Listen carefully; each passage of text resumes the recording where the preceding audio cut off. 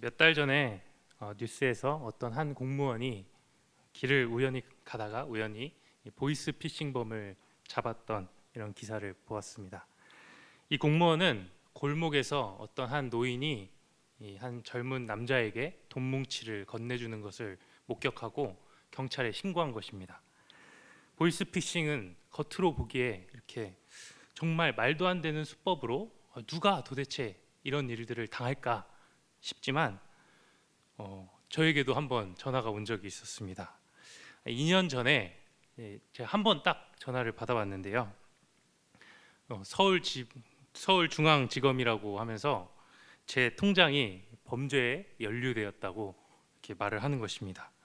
저는 아무것도 모르고 이 대화를 이어나갔습니다. 그런데 대화를 이어나가던 중에 갑자기 전화가 끊긴 것입니다. 저는 당황해서 어떡하지? 내 통장이 범죄에 연루됐다고 하는데 이러면서 다시 그 걸려온 번호로 전화를 걸었습니다. 근데 전화를 받지 않는 것이죠. 한참 뒤에야 이게 보이스 피싱이었구나 깨달았습니다. 보이스 피싱은 이때부터 저는 이제 보이스 피싱에 당하는 분들의 마음을 어느 정도 이해할 수 있었습니다.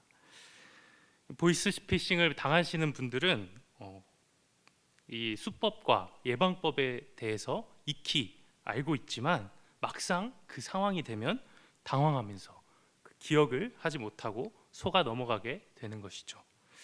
오늘 함께 읽은 여호수아 9장 말씀은 이스라엘이 기브온 족속에게 마치 보이스 피싱을 당하듯이 속아 넘어간 이야기가 나옵니다. 얼핏 보면은 하나님께 묻지 않고 행동한 이 이스라엘이 잘못했다라는 단순한 메시지를 주는 것 같지만 이 말씀에는 더 많은 이야기들을 하고 있습니다. 이 말씀은 기브온 족속이 이스라엘 공동체 안으로 들어오게 된 배경에 대해서 말씀을 하고 있습니다. 그런데 이스라엘을 속인 이 기브온 족속이 어떻게 이스라엘 공동체 안에 들어오게 된 것일까요? 이러한 의문에 오늘 우리가 함께 언약이라는 개념 안에서 함께 말씀을 나누고자 합니다. 먼저 본문을 살펴보면 3절에서 기브온 주민들이 여호수아가 여리고와 아이에 행한 일을 들었다고 이야기합니다. 기브온 주민들은 이스라엘이 여리고 성과 아이 성을 정복한 일을 들었습니다. 우리가 잘 알다시피 여리고 성은 이스라엘 백성들이 자신들의 힘으로 싸워서 이긴 성이 아니었죠. 이 전투는 하나님께서 싸우신 전투였습니다. 이스라엘은 손 하나도 까딱하지 않고 그저 성을 돌기만 했습니다. 이를 통해서 하나님께서는 앞으로 이 가나안 정복 또한 이스라엘 백성을 위하여서 하나님께서 싸우실 것이고 하나님이 함께 하신다면 승리할 것이라는 메시지를 주고 있습니다. 여리고성을 함락시킨 이후에 아이성 전투는 그 결과는 어떠했습니까? 아간의 죄로 인하여서 하나님은 이스라엘과 함께하지 않으셨고 아이성 전투는 결국 패배하게 되었습니다. 이스라엘이 죄의 문제를 해결하고 나서야 비로소 아이성을 정복할 수 있었습니다. 결국 이스라엘의 승리는 하나님이 함께 하시는가에 달려 있었던 것입니다. 이렇게 이스라엘이 여리고와 아이성을 물리친 이 정복한 이야기를 기브온 사람이 들었다는 것입니다. 성경은 기브온뿐만 아니라 가나안 족속 모두가 이 소문을 들었다고 말합니다. 여호수아 9장 1절인데요.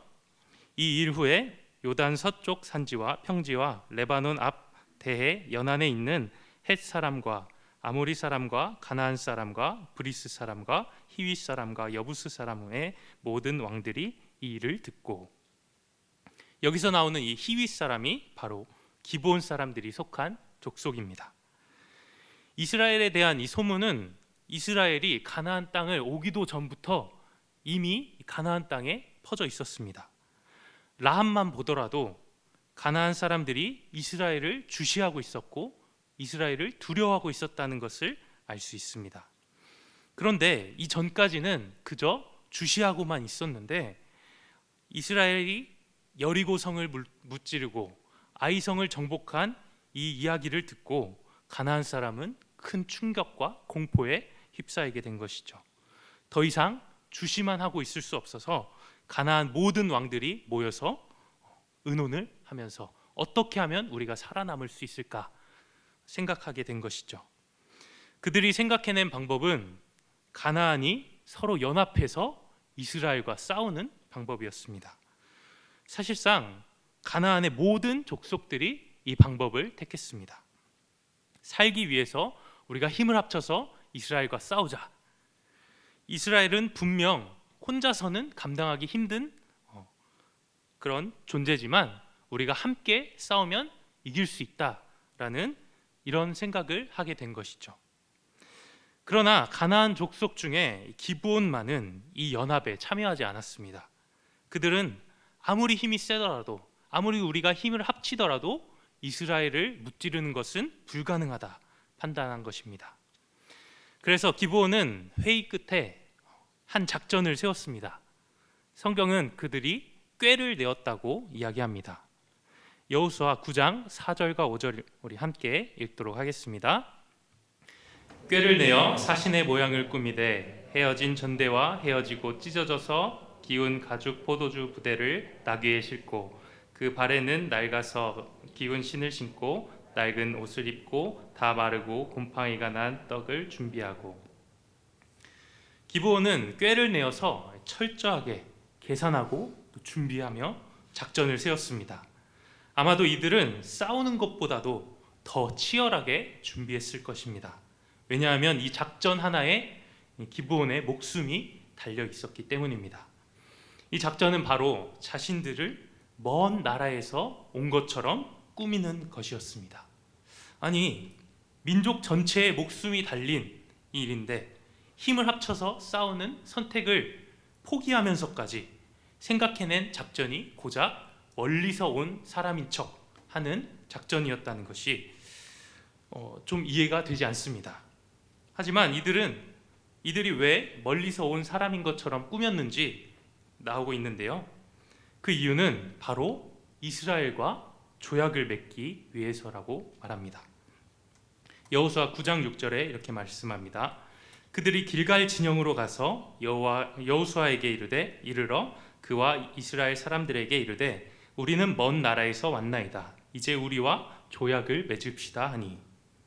기브온이 이스라엘을 찾아와서 맨 처음 한 말이 우리와 조약을 맺읍시다 이야기합니다. 여기서 말하는 이 조약은 성경에서 자주 등장하는 언약과 같은 단어입니다. 기브온은 이스라엘이 자신들을 죽이지 못하도록 평화의 언약을 맺고자 했던 것입니다. 그런데 왜 이스라엘과 언약을 맺기 위해서는 이들이 자신들이 먼 지방에서, 먼 나라에서 온 사람들처럼 꾸며야 했을까요? 왜냐하면 이스라엘이 가나안 족속과 언약을 맺어서는 안 되었기 때문입니다. 하나님께서는 이스라엘을 이 가나안 땅에 오기도 전부터 출애굽기에 이렇게 말씀하고 계십니다. 출애굽기 34장 15절에 우리 함께 다 같이 읽겠습니다. 너는 삼가 그 땅의 주민과 언약을 세우지 말지니 이는 그들이 모든 신을 음란하게 섬기며 그들의 신들에게 제물을 드리고 너를 청하면 내가 그 제물을 먹을까 함이며. 하나님께서 가나안 족속과 언약을 맺지 말라고 하셨어요. 오히려 그들을 진멸하라고 말씀하십니다. 신명기 20장 17절입니다. 곧 헷 족속과 아모리 족속과 가나안 족속과 브리스 족속과 히위 족속과 여부스 족속을 내가 진멸하되 내 하나님 여호와께서 내게 명령하신 대로 하라. 하나님께서 명령하신 것은 가나안 족속을 진멸하라고 하신 것입니다. 만약 이스라엘 백성들이 가나안과 언약을 맺고 이스라엘 백성들을 언약을 맺는다면 이스라엘 백성들은 이 가나안 족속의 음란한 문화에 동화되어서 하나님을 버리고 우상을 섬기게 될 것이라고 말씀합니다. 그러므로 가나안 족속과 언약을 맺는 일은 하나님과 언약을 어기는 일입니다. 하나님께서 가나안 모든 족속을 진멸하라고 하셨는데 가나안 족속이 아닌 멀리 떨어져 있는 족속과는 화평하라고 말씀하십니다. 신명기 20장 10절과 15절 우리 함께 읽도록 하겠습니다. 내가 어떤 성읍으로 나아가서 치료할 때에 그 성읍에 먼저 화평을 선언하라. 내가 내게서 멀리 떠난 성읍들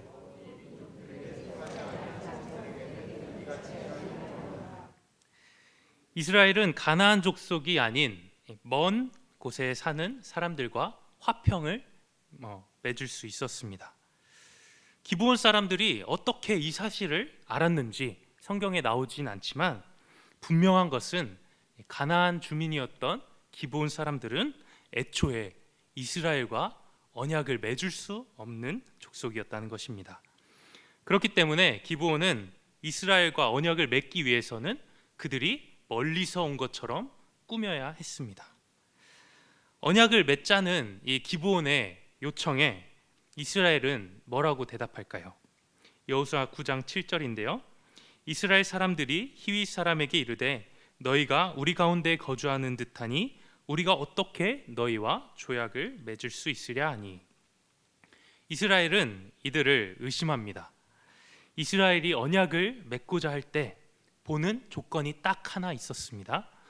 하나님의 말씀에 근거하여 이들이 가나안 사람인가 가나안 사람이 아닌가, 멀리서 사는 사람들인가 혹은 가까이 사는 사람들인가 하는 이 거리적인 조건이었습니다. 7절에서 기브온 사람이라는 말 대신에 이들을 히윗 사람이라고 지칭하고 있습니다. 이것은 단순히 기브온 사람들이 히윗 족속의 한 사람이었다라는 것을 말하는 것보다 기브온 사람이 가나안에 살고 있는 사람이었기 때문에 언약을 맺을 수 없는 사람이라는 것을 강조하기 위해서 히윗 사람이라고 말하고 있습니다. 이처럼 너희가 우리 가운데 거주하는 사람 같으니 우리가 어떻게 조약을 맺을 수 있냐 말하는 이스라엘의 말에 8절에서 기브온 사람들은 자신들을 당신의 종이라고 이야기합니다. 이것은 기브온이 이스라엘에게 잘 보이려고 아부를 떠는 말이 아닙니다. 이것은 고대 근동에서 체결되던 언약의 특징을 말해줍니다. 고대 근동의 언약에는 몇 가지 특징이 있는데요. 그 중 하나가 바로 약자가 강자에게 언약을 요청한다는 것입니다. 기브온은 자신들을 종이라고 지칭하면서 약자인 자신들이 강자인 이스라엘 백성들에게 언약을 요청하고 있다고 말합니다. 하지만 이런 요청에도 여호수아는 여전히 너희는 누구며 어디에서 왔느냐 의심하고 있습니다. 이스라엘의 입장에서는 이것이 가장 중요한 문제였던 거죠. 너희는 누구며 어디에서 왔는지. 기브온은 여호수아 9장 9절과 10절에서 이렇게 대답합니다. 우리 함께 다 같이 읽도록 하겠습니다. 9절과 10절입니다. 그들이 여호수아에게 대답하되 종들은 당신의 하나님 여호와의 이름으로 말미암아 심히 먼 나라에서 왔사오니 이는 우리가 그의 소문과 그가 애굽에서 행하신 모든 일을 들으며 또 그가 요단 동쪽에 있는 아모리 사람의 두 왕들 곧 헤스본 왕 시온과 아스다롯에 있는 바산 왕 옥에게 행하신 모든 일을 들었음이니이다. 기브온은 이스라엘에게 자신들이 멀리서 왔다는 확신을 주기 위해서 두 가지 방법으로 이스라엘을 설득합니다. 첫 번째 방법은 바로 소문입니다. 먼저 본문 3절에서 앞서서 이 기브온 사람들이 무엇을 들었는지 한번 떠올려 보십시오. 이스라엘이 여리고 성과 아이성을 정복했던 일을 기브온 사람들이 들었다고 이야기합니다.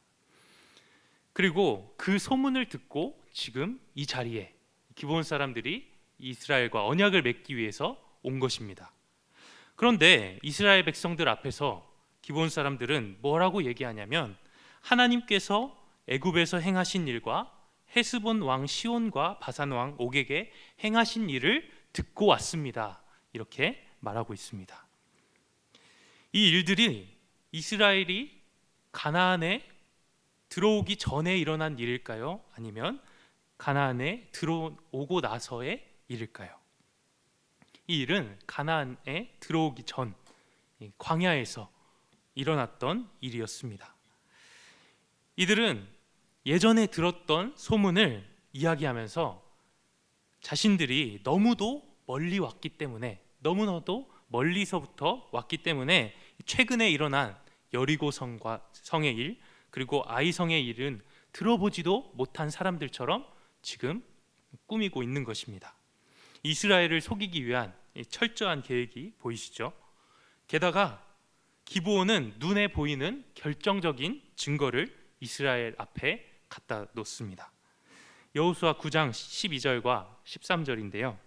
우리의 이 떡은 우리가 당신들에게로 오려고 떠나던 날에 우리의 집에서 아직도 뜨거운 것을 양식으로 가지고 왔으나 보소서 이제 말랐고 곰팡이가 났으며 또 우리가 포도주를 담은 이 가죽 부대도 새 것이었으나 찢어지게 되었으며 우리의 이 옷과 신도 여행이 매우 길었으므로 낡아졌나이다 한지라. 이들은 마르고 곰팡이 난 떡과 찢어진 가죽 포도주 부대, 낡은 옷과 신발을 이스라엘 사람들에게 보여주면서 자신들이 멀리서 왔기 때문에 이렇게 됐습니다 하고 증거들을 제시했습니다. 이스라엘은 기브온의 소문을 듣고 그리고 기브온이 가져온 증거들을 보면서 결국 기브온의 꾀에 넘어가고 맙니다. 14절에 이렇게 말을 합니다. 14절 함께 읽겠습니다. 우리가 그들의 양식을 취하고는 어떻게 할지를 여호와께 묻지 아니하고. 앞서 기브온이 가져온 양식은 말랐고 곰팡이 난 떡이었습니다. 그런데 성경은 왜 이스라엘이 그들의 양식을 취하였다고 말하고 있을까요? 이것은 이스라엘이 그들과 언약을 맺었다는 의미입니다. 고대 근동의 또 다른 언약의 특징은 약한 자가 강한 자에게 선물을 바친다는 것입니다.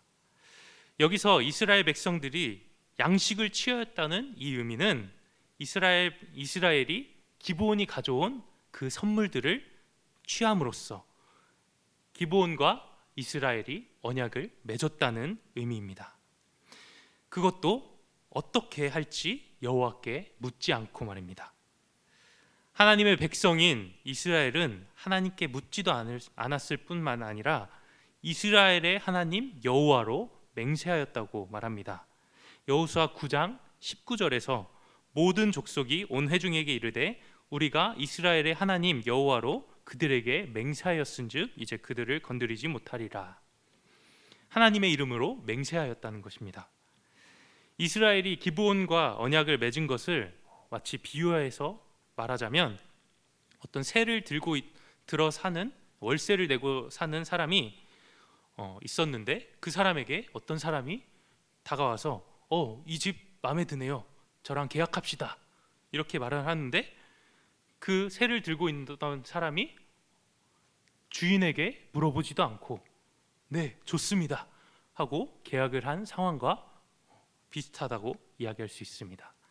어쩌면 이스라엘은 하나님의 이름으로 맹세하였기 때문에 이보다 훨씬 더 큰 상황이라고 볼 수 있습니다. 보통 이렇게 거짓으로 맹세를 하게 되면, 계약이 되면 자동적으로 계약이 파기가 되죠. 고대 근동의 언약 또한 언약이 어겨질 시 저주를 받게 되는 조약이 있습니다. 언약을 맺다라는 이 말 자체가 히브리어로 직역하면 언약을 자른다라는 말입니다. 언약을 자른다라고 표현할 만큼 언약을 이행하지 못하는 대가가 혹독하고 잔인한 결과를 가져올 것이라는 것입니다. 결국 16절에서 이스라엘은 기브온이 가나안에 거주하는 자들이라는 것을 듣게 됩니다. 16절 우리 함께 읽겠습니다. 그들과 조약을 맺은 후 사흘이 지나서야 그들이 이웃에서 이스라엘은 기브온이 자기들 중에 거주하는 자들이었다는 사실을 듣게 되었습니다. 이 사실을 듣고 기브온은 이스라엘을 속인 대가를, 저주를 받게 됩니다. 그리고 그 저주의 내용은 23절에서 나오고 있습니다. 그러므로 너희가 저주를 받나니 너희가 대를 이어 종이 되어 다 내 하나님의 집을 위하여 나무를 패며 물을 깃는 자가 되리라 하니 그 대가가 다소 약해 보이지만 어찌 되었건 이 기브온은 저주를 받게 됩니다. 우리는 기브온과 이 이스라엘 사이에 맺은 언약을 통하여서 고대 근동에서 세 가지 언약적 특징을 살펴볼 수 있었습니다. 첫 번째가 약자가 강자에게 언약을 요청한다는 것이었고요. 약자가 강자에게 선물을 바친다. 그리고 마지막으로 언약을 이행하지 못하였을 때는 저주를 받는다는 특징인 이스라엘과 이 기브온 사이에 맺어진 언약을 통해서 확인할 수 있습니다. 그런데 하나님과 이스라엘이 맺은 이 언약 가운데서 도무지 이러한 특징을 찾아볼 수 없습니다. 약자인 이스라엘이 하나님께 언약을 요청한 것이 아니라 창조주이신 하나님께서 피조물인 이스라엘에게 언약을 요청하셨습니다.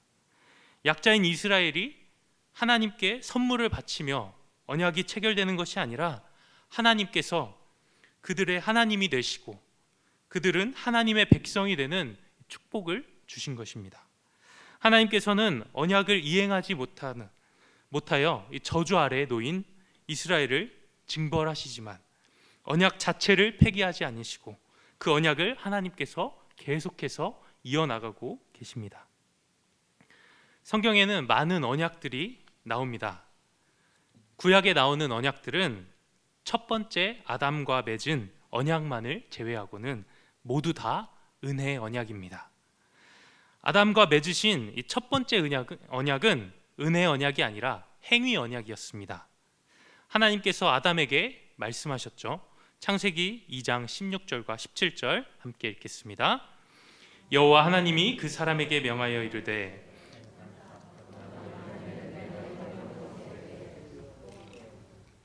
17절 선악을 알게 하는 나무의 열매는 먹지 말라. 내가 먹는 날에는 반드시 죽으리라 하시니라. 아담은 선악을 알게 하는 나무의 열매를 먹지 않음으로써 하나님께 순종해야 했습니다. 하나님께서 하신 내가 먹는 날에는 반드시 죽으리라 라는 이 말씀은 반대로 먹지 않는 날에는 내가 영원히 살리라는 약속이 담겨 있습니다. 이 행위의 언약으로부터 얻는 영생은 아담뿐만 아니라 그 후손들에게까지 약속된 생명이었습니다. 아담과 맺으신 이 행위 언약의 조건은 바로 아담이 하나님 앞에 완전한 순종을 요구하는 것입니다. 그 순종의 대가로 하나님께서는 영원한 생명을 언약하고 계십니다. 하지만 아담은 불순종하여 죄를 지었습니다.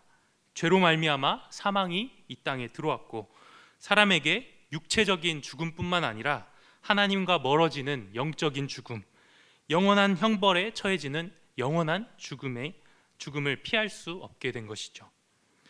하지만 삼위 하나님께서는 창세 전에 이미 예수 그리스도의 대속으로 택하신 백성들을 구원하시고자 작정하셨습니다.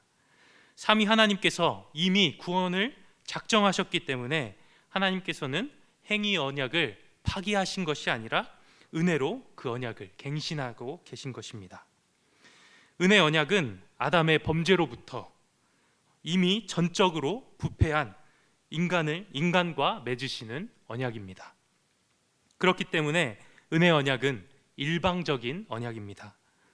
은혜 언약은 하나님과 사람이라는 이 두 대상이 나오고 있지만 하나님과 사람 사이에 맺어진 언약을 넘어서서 하나님께서 사람을 위하여 세우신 일방적인 언약입니다. 그렇기 때문에 은혜의 언약에서 요구되는 것은 더 이상 순종이 아닙니다. 순종의 행위가 아니라 바로 믿음인 것입니다. 왜냐하면 이미 전적으로 부패한 사람은 더 이상 선을 행할 수 없기 때문입니다. 그리고 은혜 언약에서 이 믿음이라는 조건조차도 사람이 믿음을 가지고 있었기 때문에 하나님께서 언약을 맺으신 것이 아니라 사람이 은혜 언약 속에서 이 믿음을 누리게 되는 것입니다. 즉, 이 언약은 시작과 그 과정과 끝 모두가 다 은혜인 언약입니다. 오늘 본문으로 돌아와 언약의 관점에서 말씀을 다시 한번 살펴보겠습니다. 일반적인 고대 근동 언약의 특징을 보았을 때 기브온은 분명 이스라엘과 언약을 맺고 있습니다. 이 언약은 기브온이 철저하게 준비하고 그들이 꾀를 내어서 이스라엘을 속여서 얻은 언약이었습니다. 하지만 은혜의 언약의 관점에서 오늘 본문을 보면 기브온과 이스라엘이 언약을 맺은 것이 아니라 하나님께서 기브온과 맺은 은혜 언약을 나타내고 있습니다. 기브온은 가나안 땅에 살았기 때문에 언약을 맺을 수 있는 조건을 충족시킬 수 없었습니다. 만약 그들이 이 조건을 충족시키고자 했다면 그들은 이전부터 가나안 땅에 살았어는 안 됩니다. 그들은 이미 가나안 땅에 살고 있었고 절대로 언약을 맺을 수 없었던 사람들이었습니다. 이들은 오히려 진멸의 대상이었습니다. 하지만 하나님께서는 이미 전적으로 부패한 사람을 위하여 은혜 언약을 맺으신 것처럼 하나님의 일방적인 은혜로 기브온과 은혜 언약을 맺으십니다. 하나님께서 그들을 구원하시며 그들을 하나님의 백성으로 삼아주시고 계십니다. 그러니 기브온은 이스라엘과 언약을 맺으려고 온 것인데 이스라엘보다 더 크신 하나님과 언약을 맺고 있는 것입니다. 기브온은 이제 이스라엘과 똑같이 하나님의 언약 백성이 되었습니다. 이 언약은 이스라엘과 동일하게 약자인 기브온이 하나님께 요청한 것이 아니라 하나님의 은혜로 맺어진 언약입니다. 하나님께 선물을 드리며 요청한 언약이 아니라 하나님의 백성이 되는 선물을 받으며 맺어진 언약입니다. 기브온이 받은 저주를 통해서 우리는 은혜 언약을 더 깊이 이해할 수 있습니다. 기브온은 분명 저주를 받았는데 기브온에 받은 이 저주는 저주라고 부르기 민망할 정도로 오히려 축복에 가까운 저주를 받습니다. 여호수아 9장 27절인데요. 우리 함께 27절 읽겠습니다. 그날에 여호수아가 그들을 여호와께서 택하신 곳에서 회중을 위하여 여호와의 제단을 위하여 나무를 패며 물을 깃는 자들로 삼았더니 오늘까지 이르니라. 기브온은 이스라엘을 속인 대가로, 거짓의 언약의 대가로 평생을 여호와의 제단을 위하여 나무를 패고 물을 깃는 자가 되었습니다. 여기서 등장하는 이 제단은 구약에서 말하는 여기서 제단이 등장하는데요. 구약에서 말하는 제단은 제사를 드리는 장소, 즉 이 제단 위에서 죽는 어린 양의 죽음을 예표합니다. 은혜 언약이 궁극적으로 바라보는 것은 바로 예수 그리스도입니다. 행위 언약의 조건이었던 이 완전한 순종을 예수님께서 이 땅에 오시고 또 십자가를 지심으로 완전한 순종을 성취하셨습니다. 그리고 은혜 언약의 조건이었던 이 믿음으로 우리는 그리스도의 의를 나의 의로 취하게 됩니다. 모든 은혜 언약은 바로 그리스도를 예표합니다. 오늘 본문에서 여호와의 제단을 통하여 그리스도의 피 흘리심과 언약의 성취를 예표하고 있는 것입니다. 이러한 제단은 여기서만 등장하지 않습니다. 노아에게 맺으신 은혜 언약과 아브라함과 맺으신 은혜 언약에서도 제단이 등장합니다. 창세기 8장 20절에 노아가 여호와께 제단을 쌓고 모든 정결한 짐승과 모든 정결한 새 중에서 제물을 취하여 번제로 제단을 드렸더니, 창세기 22장 9절에서는 하나님이 그에게 일러주신 곳에 이른지라 이에 아브라함이 그곳에 제단을 쌓고 나무를 버려놓고 그의 아들 이삭을 결박하여 제단 나무 위에 놓고. 이처럼 모든 은혜 언약은 예수 그리스도께서 완성하실 새 언약을 예표하며 이 예표의 한 모양으로 제단이 등장하고 있습니다. 기브온이 받은 저주는 하나님께서 기브온과 은혜 언약을 맺으셨다는 사실을 더욱더 선명하게 보여주고 있습니다. 비록 기브온은 평생을 또 자손 대대로 나무를 패며 물을 깃는 일을 해야 했지만 하나님의 언약 백성이 되어 그 무엇과도 바꿀 수 없는 생명을 얻게 되었습니다. 은혜 언약을 통하여 기브온이 그저 이스라엘의 종이 된 것이 아니라 하나님의 백성이 되었다는 이 사실은 사무엘하 21장에서도 볼 수 있습니다. 다윗의 시대에 3년간 기근이 있었는데요. 하나님께서 이 기근의 원인을 사울이 기브온 사람들을 죽인 그것으로부터 말씀하십니다. 만약 하나님께서 기브온과 맺으신 언약을 인정하시지 않았다면 이러한 기근을 내리실 필요가 없을 것입니다. 오늘 말씀을 정리합니다. 기브온은 꾀를 내어 이스라엘과 언약을 맺고자 했습니다. 이스라엘을 속여야만 이 생명을 얻을 수 있을 것이라고 생각했습니다. 그리고 그들은 실제로 생명을 얻었습니다. 그러나 이들은 성경에서 말하는 꾀를 내어 자신들의 노력으로, 자신들의 계획으로 생명을 얻은 것이 아니라 하나님의 은혜로 맺은 이 언약 안에서 생명을 얻게 된 것입니다. 이 생명을 얻는 유일한 방법은 지금도 동일합니다. 바로 하나님의 은혜 안에서 예수 그리스도를 믿음으로 하나님께서 영원한 생명을 우리에게 주십니다. 성경은 이 믿음조차 하나님께서 주시는 선물이라고 말합니다. 그래서 그 누구도 자신의 구원에 대하여 아무 공로가 없다고 말씀합니다.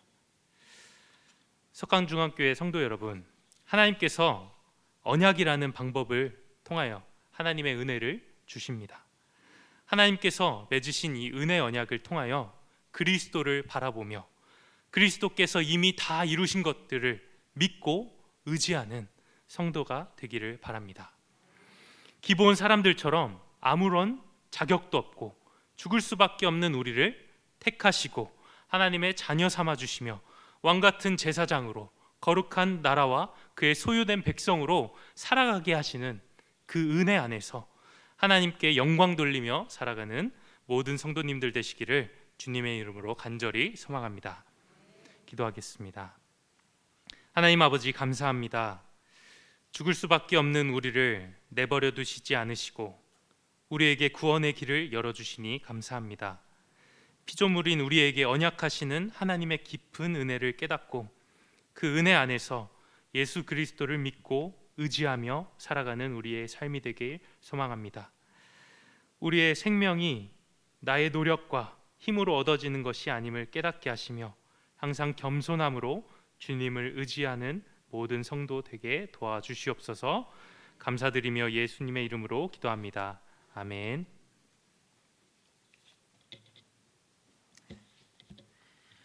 말씀 감사합니다. 교회 소식 전해드리겠습니다. 담임 목사님께서는 이번 주